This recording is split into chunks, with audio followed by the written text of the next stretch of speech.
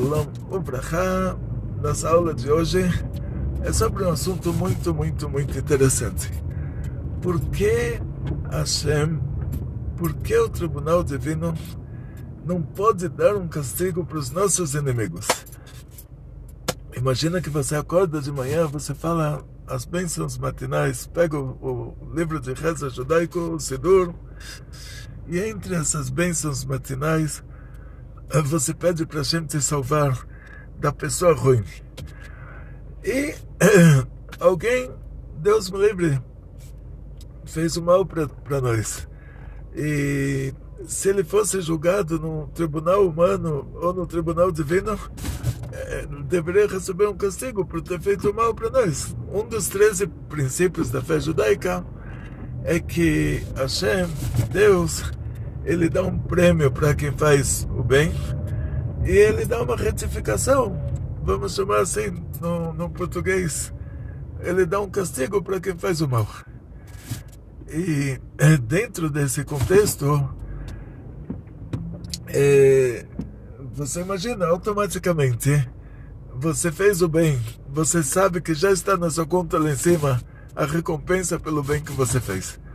E a pessoa que te fez o mal, você já pode verificar no noticiário o que vai acontecer com ele. Mas o que você vê, no lugar disso, você vê que essa pessoa que te fez o mal, a vida dela ficou melhor. Então, tem algumas explicações agora para isso. Vamos para a primeira causa disso. Está escrito na Gemara: todo aquele que pede para que o seu amigo seja castigado, ele é castigado em primeiro lugar. O que acontece?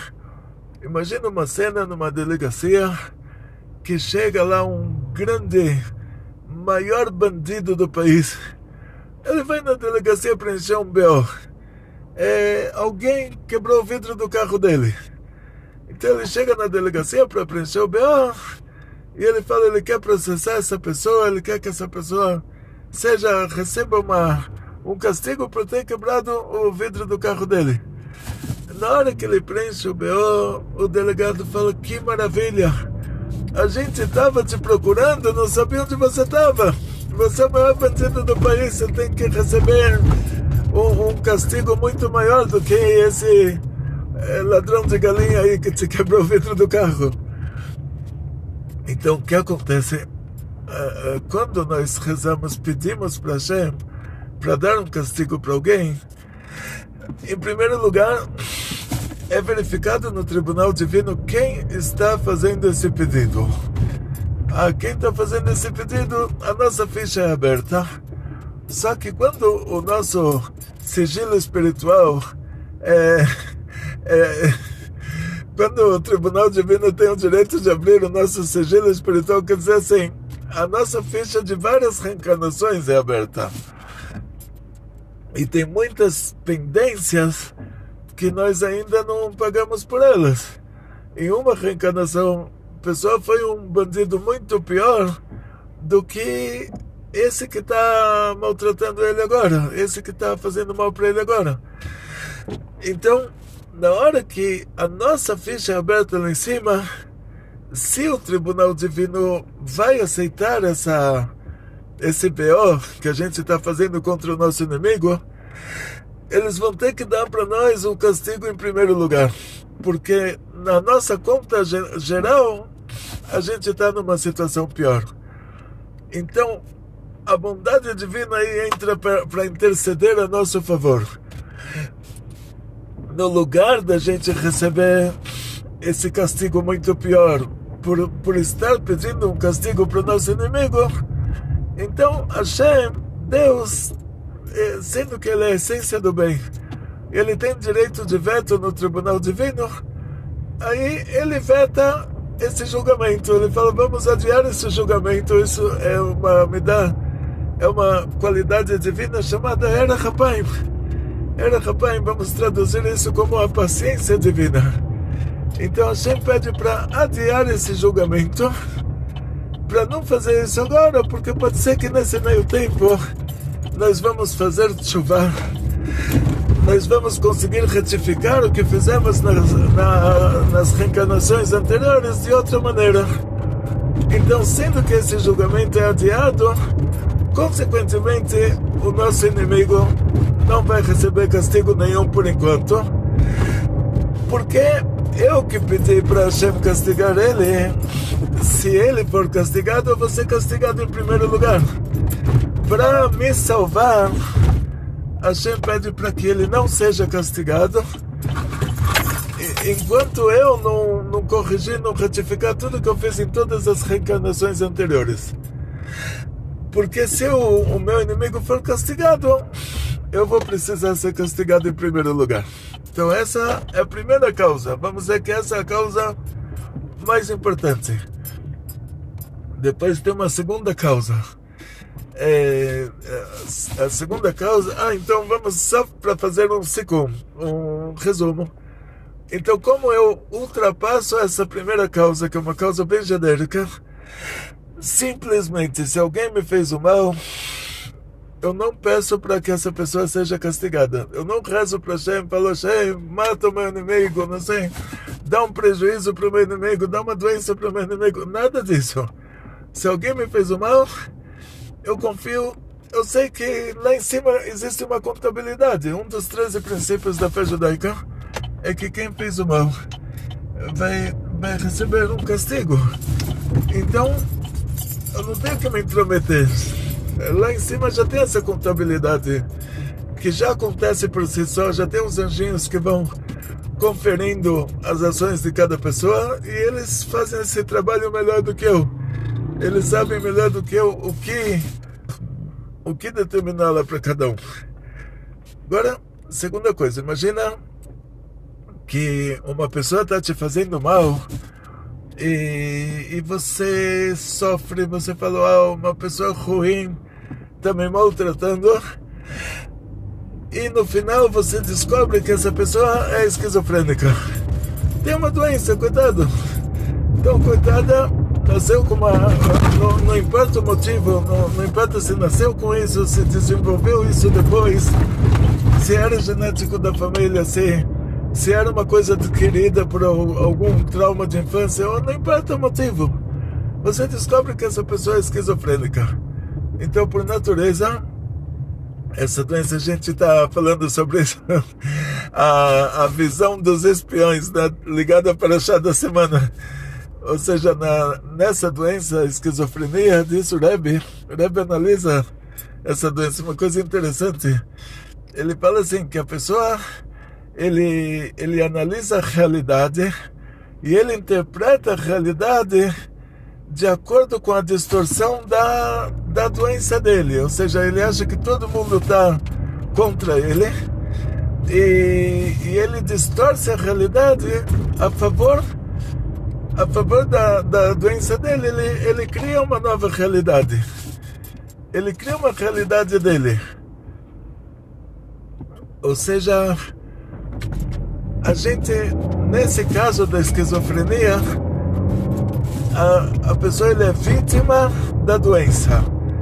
Ele criou aquela realidade distorcida, ele começa a reagir, todos os sentimentos dele, eles são consequência da maneira pela qual ele está vendo a realidade, e essa maneira é causada pela doença. Então, no caso desses, no lugar de você ficar com raiva da pessoa, você vai ficar com dó, você vai falar, coitado, graças a Deus que eu não tenho essa doença, e coitado de quem tem. E esse coitado que tem, eu tenho que rezar para Hashem curar ele, tenho que pedir para Hashem dar uma pronta recuperação para ele, dar uma refaixa lemar. Eu não tenho que pedir, Hashem vai castigar ele porque ele é um doente, quer dizer, ele já é doente, isso já é um castigo do tribunal divino. Como costumava dizer a Rabbanit, a esposa do Rav Moshe Weber, ela falava uma expressão muito interessante, Strof fin Himmel, é castigo do céu. Então essa pessoa que está com a esquizofrenia, ele já tem um castigo do céu, ele já tá, isso já é um castigo. Agora eu vou pedir para Hashem, para dar um castigo para ele, se ele já está vivendo esse castigo. Quer dizer, ao contrário. Isso que o castigo que ele recebeu, que ele está esquizofrênico ou esquizofrênica, isso está me causando mal. Quer dizer, a pessoa que é esquizofrênica, ela suspeita de tudo e ela já começa já parte para a defesa, já se defende de coisas que não são reais, que a realidade dela, que é o jeito de como ela interpretou a realidade, aquilo para ela virou uma realidade, ela já entrou na defensiva. Então, e eu vou ainda pedir um castigo para essa pessoa por ter me atacado? Ao contrário, aí nesse caso eu tenho que pedir para Hashem para curar essa pessoa. Aí eu vejo que a pessoa está me atacando e eu peço para que Deus me livre, para que essa pessoa seja neutralizada, e a pessoa não é neutralizada, porque eu estou pedindo um castigo para a pessoa e a pessoa já está vivendo o castigo. Então o que eu estou pedindo, o que para quê? Quer dizer, o que eu estou acrescentando aqui? Estou pedindo um castigo para alguém. Esse alguém, tudo que ele está me fazendo é por causa da doença que ele ganhou, o Strafe de Himmel, o castigo dos céus. Então, ao contrário, eu estou vendo a consequência desse castigo que ele está recebendo. Então eu tenho que pedir para Hashem para tirar esse castigo dele. Ele só vai se tornar uma pessoa melhor quando ele parar, quando ele ficar curado ou curada. Então, nesse caso, aonde eu estou errando? O que essa pessoa está me fazendo é consequência da doença. Então a pessoa dói para ela, ela grita. Aí eu vou lá, ligo para a polícia, falo, olha, tem barulho aqui, e eu estou tentando dormir e alguém está fazendo barulho. Ah, por que a pessoa está fazendo barulho? Porque está doendo para ela. Então, o que eu tenho que fazer? No lugar de ligar para a polícia, eu tenho que perguntar para essa pessoa, talvez ela precisa de uma, como se fala isso, uma Novalgina. Não sei, Novalgina tem gente que tem alergia. O ibuprofeno é proibido aí por causa da coronga. Não sei, não entendo de remédios também, não estudei farmacêutica, não estudei medicina, não é agora com 63 anos que eu vou estudar, mas vamos dizer assim, você pode perguntar para ela qual remédio o seu médico te recomendou, que você não tem como comprar, eu compro para você. E de qualquer maneira, sou eu que estou interpretando errado a reação dessa pessoa em relação a mim. Ou seja, a pessoa está com esquizofrenia. E pegamos a esquizofrenia como exemplo, que é a Parashá dos Meraglim. Como pode ser que duas pessoas estão vendo a mesma realidade de duas formas opostas? Então a pessoa está com esquizofrenia. E o que ela está fazendo para mim é consequência dessa esquizofrenia. E eu, no lugar de pedir para Hashem curar ela, eu peço um castigo para ela. Quer dizer, a pessoa tem que ter um castigo por ser doente. Aí a pessoa ruim dessa história, a única pessoa ruim dessa história sou eu. Porque tem uma pessoa doente, e eu, no lugar de pedir para Hashem curar a pessoa doente, eu estou pedindo para Hashem dar um castigo para a pessoa doente por causa que ela é doente. Então, a pessoa mais ruim de toda essa história sou eu que estou pedindo esse castigo para a pessoa doente, no lugar de pedir a cura da pessoa doente. Então, para evitar também essa situação, que ela também é genérica, eu não posso julgar ninguém. Se alguém está me fazendo mal, eu não sei a fonte desse mal qual é. Eu não sei se a fonte desse mal é o mau caráter da pessoa. E eu não sei se a fonte desse mal é a doença que a pessoa tem. Então, o certo seria fazer como o Rebbe de Belz. O Rebbe de Belz, depois da Segunda Guerra Mundial, fizeram o Estado de Israel. Em 1948, tinha lá o Rebbe Areli Belzer. E quando ele ia para a sinagoga, cada carro que passava no Shabbat, ele falava, Refuah Shleima, Mazel Tov. Aí os Hasidim falaram, Rebbe,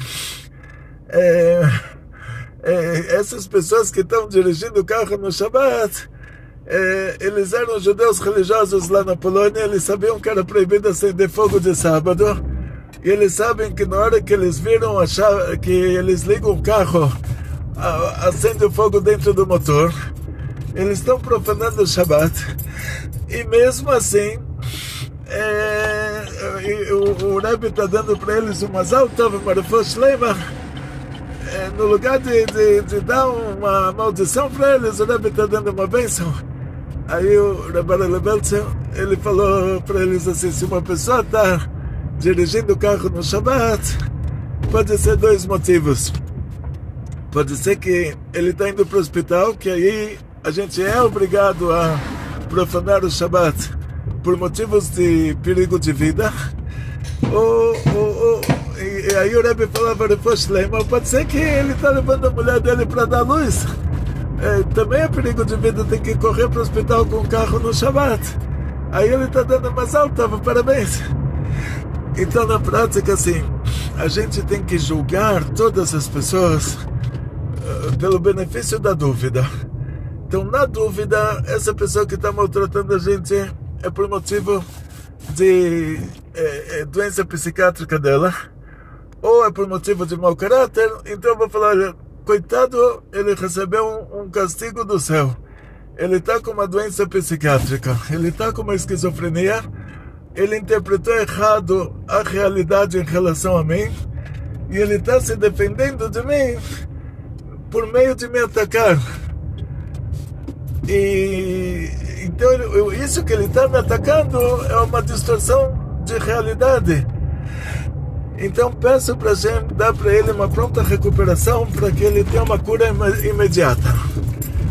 Agora, terceira possibilidade. A pessoa recebeu uma educação errada. Ele, desde pequeno, ensinaram para ele da maneira incorreta. Por causa dessa educação errada que ele recebeu, agora ele está me atacando, porque ele foi educado dessa maneira. Então vamos pegar um exemplo extremo. Canibal numa tribo de canibais, o canibal está com fome, ele vê que eu tenho 120 quilos, mas a altura compensa a altura. A minha altura está quase 1,90, mas tem o meu 120 quilinhos. Para ele já vai dar café da manhã, almoço e janta. Então ele me vê, ele já imagina frango assado. Aí o que eu faço nessa situação? Eu não tenho que dizer, estou na frente de um mau caráter, tenho que rezar para Hashem dar um castigo para ele. Eu tenho que falar, ele recebeu a educação errada, eu tenho que me defender, tenho que me proteger. E só que não vou pedir para Hashem dar um castigo para ele, vou pedir para Hashem dar a educação certa para ele. Então, nesse caso, e isso se aplica a todos os outros casos. Quer dizer, me defender, me proteger, eu tenho que me proteger. Eu não posso falar só por causa que o motivo que a pessoa está me atacando é porque ela está com esquizofrenia, então eu vou deixar ela me atacar. Não, eu tenho que me proteger. Agora, tem uma diferença entre eu me proteger e uma reação desproporcional, que aí já não seria eu estar me protegendo. A reação desproporcional, tipo eu atacar a pessoa, eu querer destruir a pessoa para me garantir que ele não vai me atacar novamente. E isso já, em todos os casos, já não é certo. Então, por isso, a mulher do Rabi Meir Balanés, a Brúria, aquela época tinha os primeiros cristãos, estavam começando a distorcer os versículos da Torá escrita. Aí eles pegaram 24 livros, todos 24 livros da Torá escrita, e fundiram com a mitologia da religião da Itália Antiga e inventaram o cristianismo. Mas aí naquela época eles estavam fazendo essa fusão, estavam pegando versículos da Torá e tentando distorcer eles para justificar a mitologia, e daí depois fizeram o reboque em volta, virou o cristianismo. Rabi Meir Balanés, ele estava tão desesperado com essa situação, ele falou, como pode ser judeus fazendo uma coisa dessas, distorcendo a Torá. E claro que tinha lá motivos financeiros, porque sendo que nossos sábios já tinham feito Zanashei Knesset Agdolá, os homens da grande assembleia, que eram 120 sábios, que eles viveram entre a destruição do primeiro Bet HaMikdash e a reconstrução do segundo. Eles eram a época entre nossos profetas e a Mishnah, é uma época de transição entre a época dos profetas e a época dos sábios. Esses Anshe Knesset Agdolá, eles eram 120 sábios e profetas que viveram naqueles 70 anos. E eles, entre muitas coisas que eles fizeram, e aqui nós vamos entrar no ponto, como eles fizeram história dentro do nosso povo, desde o Adão e a Eva, na hora que a cobra falou para Eva que se vocês comerem essa fruta, eu estava aqui, a cobra falou, eu sou a ciência, o mundo sempre existiu, eu estava sempre aqui, eu estava aqui do lado dessa árvore o tempo todo. Como vocês são imortais, eu também sou imortal, sempre estive aqui, e eu vi alguém chegar, comer essa fruta, e ele virou Deus. E é ele que está falando com vocês, ele não quer concorrência, ele não quer que vocês virem Deus também, nenhuma pessoa que é concorrente. Então, ele pediu para vocês não comerem essa fruta por causa disso. Mas se vocês comerem essa fruta, vocês vão virar Deus. Aí o Adão, ele comeu aquela fruta do Etz Hadat, ele fez aquela ação, aquele ato material que trouxe a Klipat Noga para esse mundo. Ele misturou aqui nesse mundo entre o bem e o mal. Aquilo ele fez porque ele queria ser Deus. Ele se idolatrou, ele se auto-idolatrou, ele se considerou Deus. Desde aquela época, por causa disso, tem o Yetzer Hara da idolatria.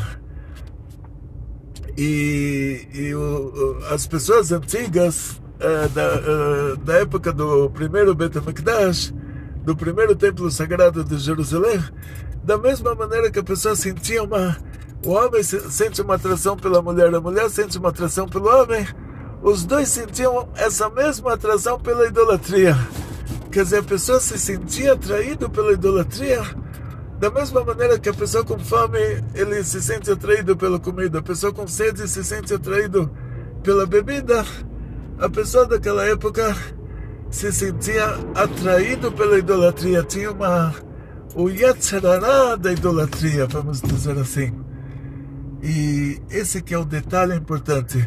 Os Anshe Knesset Agdolá, eles fizeram 3 dias de jejum, tiraram da gente, depois de 3 dias de jejum, eles viram que o Mordecai e a Esther conseguiram, por meio de 3 dias de jejum, conseguiram anular o decreto do holocausto do Amã, que ia ter um holocausto para o nosso povo em todos os 127 países que existiam naquela época.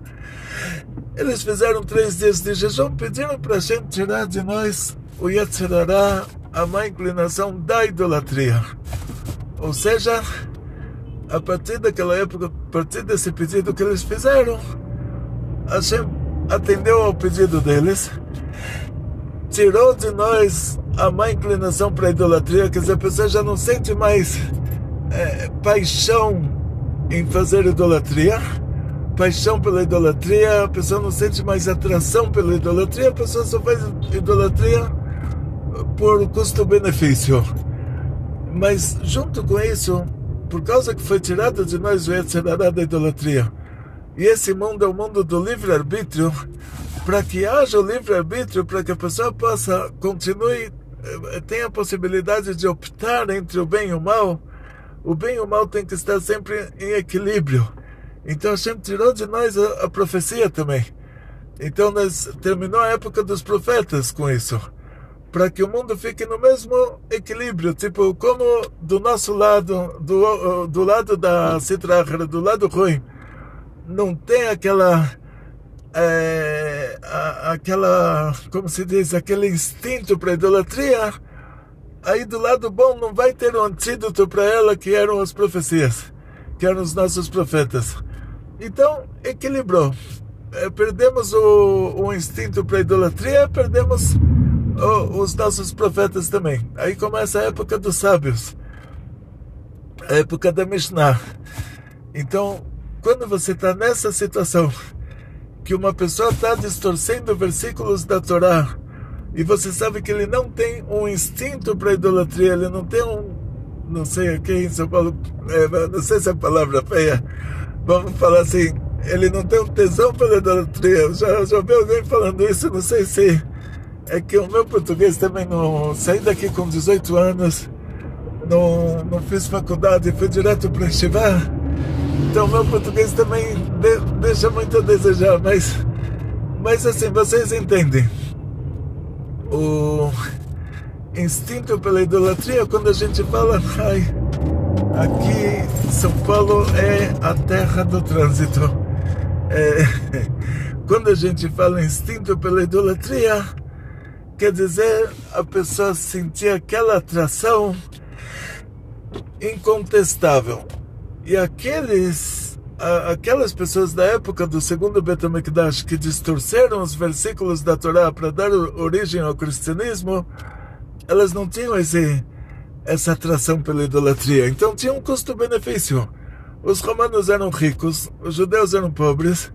O romano pegava um professor particular judeu e falava para ele: olha, eu gosto muito da sua cultura, mas a gente tem aqui no Monte Olimpo, tem lá o Zeus, que Roma era o Júpiter, e a gente tem aqui filho de Deus, que o Zeus foi com mulher virgem, casada, quer dizer, violentou a mulher do anfitrião na noite de núpcias e ela engravidou do Hércules.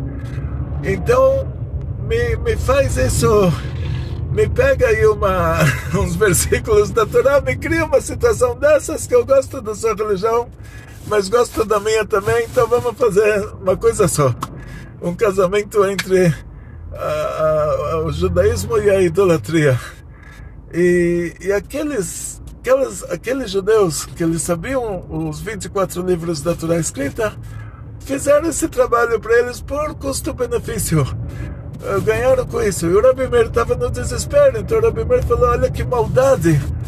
Eles, por motivos de um lucro material, eles pegarem a nossa Torá sagrada e transformar ela numa idolatria. E ele rezou para Hashem, pediu para Hashem para aquelas pessoas falecerem. A Brura, a esposa dele, ela falou: de jeito nenhum, você está falando sobre Torá escrita, e na Torá escrita tem um livro que é o Tehillim, e no Tehillim está escrito: Itamu Hatayim min haaretz, que terminem tradução assim, pecados, transgressões, terminem as transgressões da terra. Então ela falou: não está escrito terminem os transgressores, porque Itamu Hatayim min haaretz urashai modeinam, que terminem as transgressões da terra, e aí as pessoas ruins já não vão mais existir. O que quer dizer? Ela falou: na hora que eles pararem de fazer as coisas ruins, aí eles vão deixar de existir como pessoas ruins. Agora, a partir de agora, eles vão existir como pessoas boas. Então ela falou para o marido dela: você tem que rezar para que eles façam techuvá, para que eles voltem para o bom caminho. E aí ele rezou para que eles fizessem techuvá, e eles fizeram techuvá, eles voltaram para o bom caminho, eles se tornaram grandes amigos dele. Então, na prática, isso é aplicado também a qualquer inimigo nosso. Então a gente tem que rezar. Pode ser que a pessoa está nos atacando por problema psiquiátrico que nem você conhece, nem ela conhece, e nem o psiquiatra conseguiu detectar. Que hoje não tem um raio-x para problema psiquiátrico. Todo mundo, os médicos analisam de acordo com poucas informações que eles têm. Se tivesse um raio-x, a pessoa, tipo, como tem um raio-x no aeroporto, detetor de metais, a pessoa passa no aeroporto, vai ter lá detetor de doença psiquiátrica, ele passa pela portinha o sensor, já sai uma listinha, o sensor já diz: essa pessoa tem 10% de esquizofrenia, Então 10% das atitudes dele vão ser consequência disso. Não existe uma máquina dessas. Então a gente vê o jeito que alguém se comporta com a gente, nós vemos os sintomas. Mas a gente não tem como dar um diagnóstico, mas a gente tem como rezar. A gente pode falar, olha, Ribbono Shel Olam, meu Deusinho querido, tô vendo que alguém está me atacando indevidamente, sem motivo. E então, provavelmente, quando a gente fala sem motivo, a gente está falando sobre o marido e mulher. Oi? Segundo só. Marido e mulher, eles se casaram para construir uma família. Então eles não têm motivo de um destruir o outro, ao contrário. O casamento não é um ringue. Então eles não casaram para brigar, eles casaram para se amar. E um tenta destruir o outro, então a gente chama isso de sem motivo. Não estamos falando sobre Irã, Israel, uma coisa assim. Estamos falando sobre alguém está te atacando sem motivo. Agora, o Deus me livre, o Irã atacando Israel,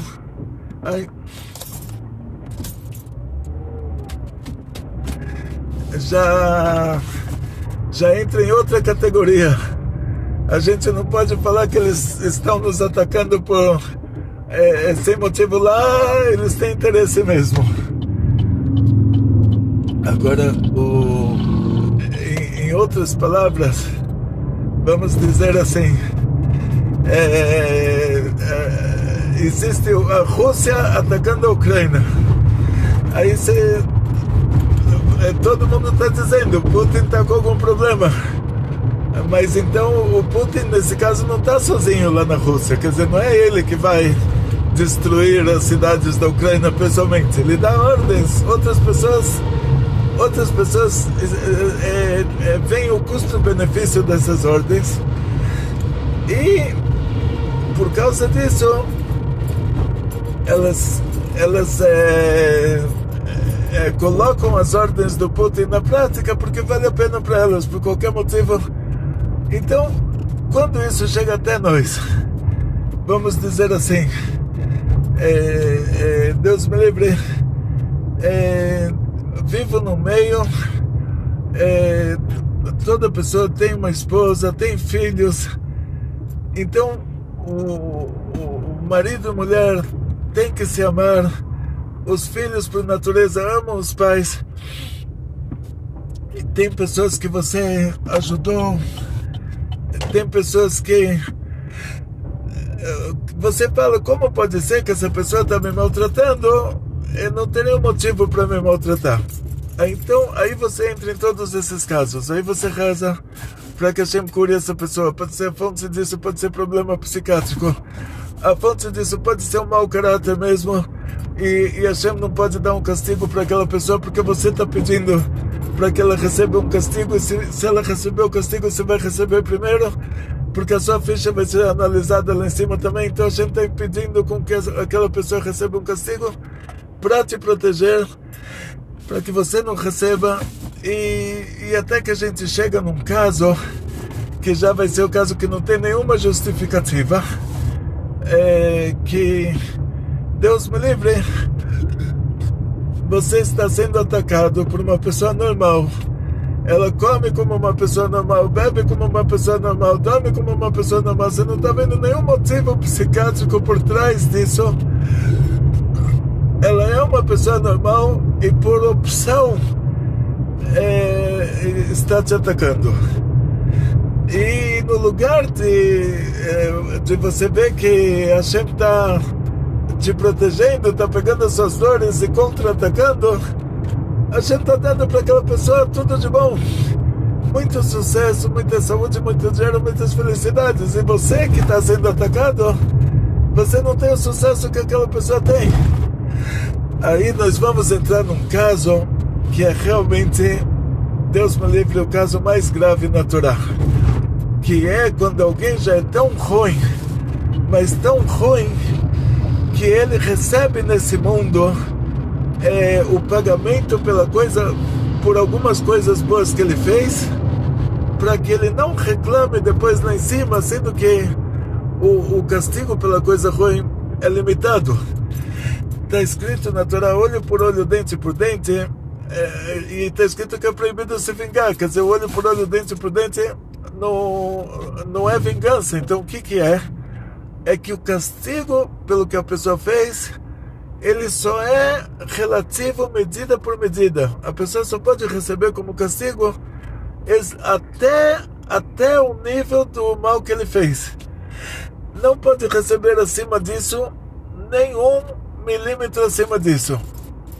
Então, depois de 1001 descontos, depois de 99% de desconto, a pessoa sofre nesse mundo somente relativo ao mal que ela fez. E o bem é eterno. O pagamento, a recompensa pela coisa boa que você fez é eterna. Sendo que o mal, ele é limitado, e vai chegar o dia que Hashem, ele vai tirar o lado impuro do mundo. Não vai mais ter guerra, não vai mais ter sofrimentos, e a gente também não vamos conseguir fazer uma coisa ruim. Não vamos nem querer, nem conseguir fazer uma coisa ruim. O mal, ele tem limite em todos os ângulos. O bem é eterno. Então a recompensa pela coisa boa que a gente fez, nós vamos receber ela eternamente.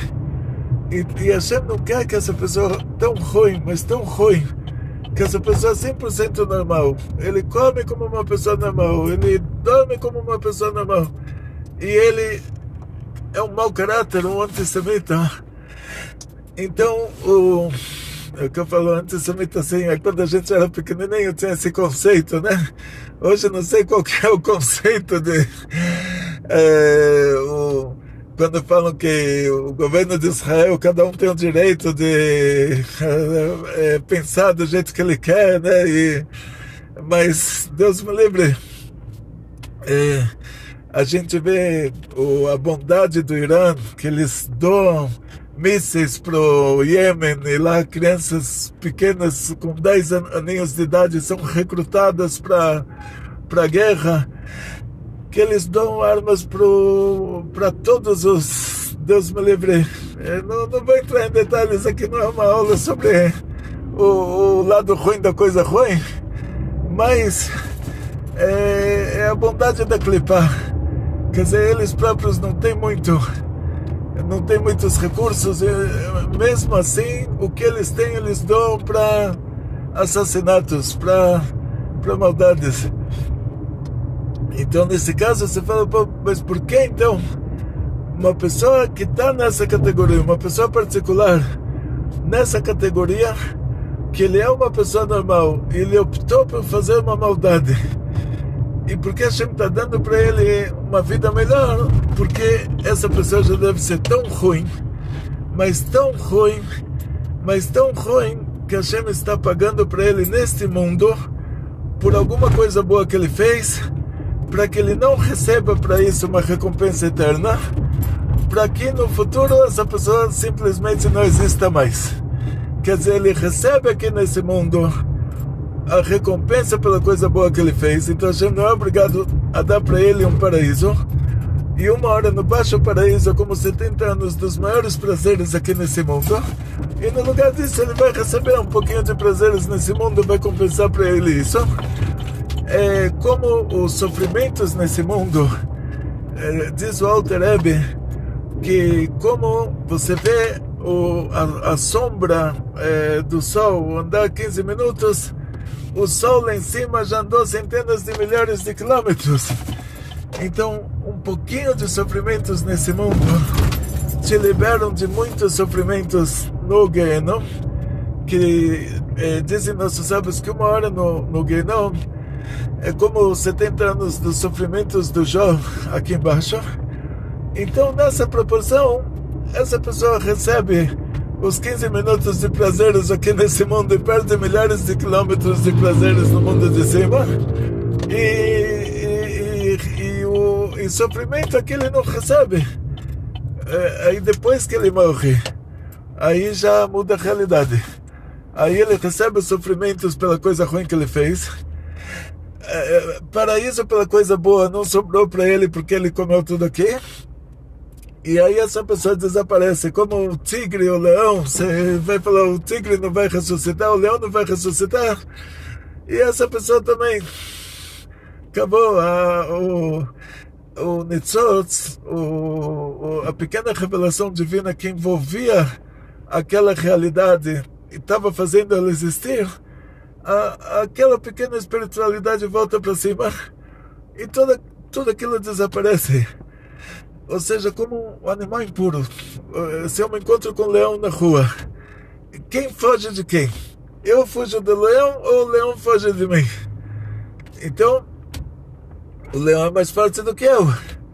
Aí se eu encontro com o leão na rua, tenho que rezar forte e sair correndo. Quer dizer, não sei até como sair correndo, como se protege de um leão. Mas o que eu entendo, que o motivo que o leão está na jaula é por causa disso.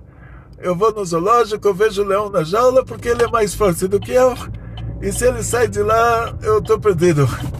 Então aqui, toda essa força, toda essa energia, toda essa potência, tudo isso está existindo por causa de uma pequena luz divina que envolve aquela coisa ruim.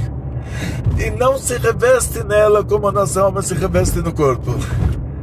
E quando aquela pequena luz divina, mínima, micro luz divina, que está fazendo toda aquela força existir, quando ela deixa aquilo, tudo aquilo desaparece. A alma do leão, o corpo do leão, ninguém nunca vai saber. A lembrança que existia um leão desses, a foto que tiraram do leão, tudo desaparece. Ou seja, caso a gente tirasse essa micro revelação divina que envolve a coisa ruim e dá vida para a coisa ruim, que não tem como a coisa ruim ter vida se não é o lado bom que está dando vida para ela. Se a gente tirasse isso, teoricamente falando, toda aquela coisa ruim deixaria de existir, como se nunca anteriormente tivesse existido. Deixaria de existir retroativamente. Não sobraria nenhuma impressão dela aqui nesse mundo.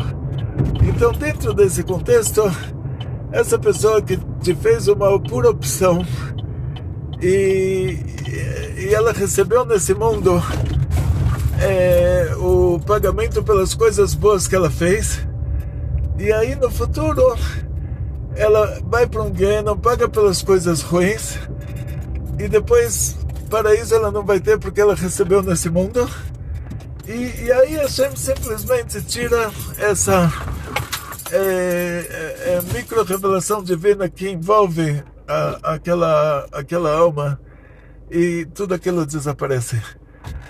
Então a gente tem que dar graças a Deus num caso desses, que não somos nós essa pessoa que está nos agredindo. Então vamos fazer um Sikon. Chegamos já na nossa instituição, nossa ONG. Hoje temos aqui o senhor Marcos, marido da Simone, o marceneiro, que está construindo o nosso segundo piso, a nossa yeshiva de Kabbalah, nossa yeshiva onde vamos estudar o lado oculto da Torá. Eles estão lá no segundo piso, então eu vou ter que ligar para eles. E enquanto isso, agora, Rabino organizado, como você faz para proteger os seus telefones em São Paulo? Coloca tudo dentro do saco de lixo, dentro do carro.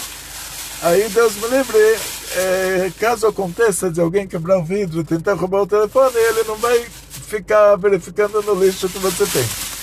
Aí eu coloco um telefone, que eu estou gravando esse filme, essa aula.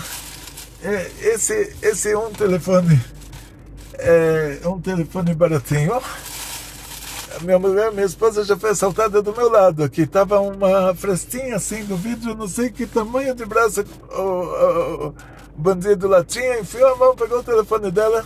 E eles querem pegar o telefone aberto, porque aí eles entram nas configurações, mudam a impressão digital e já entra no aplicativo do banco. Mesmo que hoje em dia as pessoas não têm muita coisa no aplicativo do banco, mas eles tentam, né? Então a gente tem que se proteger. Não só rezar para que os bandidos façam chuva, mas também nos proteger. Aí eu coloco o telefone dentro do saco de lixo, esses bandidos com certeza não assistem às nossas aulas, eles estão aí em outra realidade, então eles não vão saber. E agora vamos... Uau. Nosso querido Marcos ontem estava trabalhando duro aí, e agora chegou o nosso cão de guarda. No lugar de pagar para o guarda, a gente tem cão de guarda. Aí ele é mais barato do que o guarda. E lá vamos nós. E queria muito que vocês vissem lá dentro, mas acho que não vou segurar vocês tanto tempo assim. Gente, muito obrigado. Não esqueça de deixar o seu like. Ah, chegou. Não, eu queria apresentar o senhor. Eu queria que o senhor mostrasse lá um pouquinho do que está sendo feito. Sim. Eba, que maravilha. Olha, o senhor Marcos, nosso marceneiro de cozinhas planejadas, construindo o nosso segundo piso aqui na ONG. Shalom Brahá. Dá uma olhada ali como é que tá ficando. Daqui a pouco também vai chegar mais um material que vai fazer o corrimão ali. Mas tá indo tudo pros lugares ali. Logo vai ter uma sala ali de estudo do Rabino. Aqui. Não sei se vai dar pra focar bem.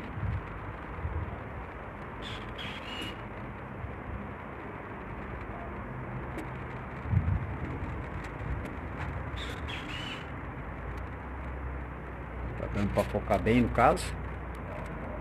Aqui também no caso, vai secar ali todo também, né? Agora estamos dando uma pintada, depois vamos passar um verniz também em cima da outra madeira que já vão entregar. E estamos fazendo aqui tudo para ficar agradável a ONG do Rabino Glover.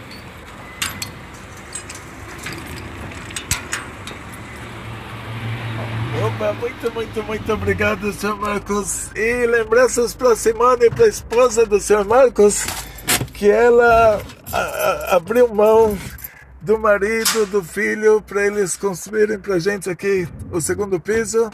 Ela está esperando o marido e o filho em Cascavel, no Paraná. E em breve eles vão se mudar para São Paulo também, para usufruir do segundo piso que ele construiu, para estudar com a gente aqui também. Então, lembranças para Simone. E muito sucesso para as crianças pequenas que estão lá com ela também. E muito sucesso para todos vocês. Muita saúde, muito dinheiro, muitas felicidades. Atzlacha, briut, panasá, bechefa, bekol tov. Muita alegria.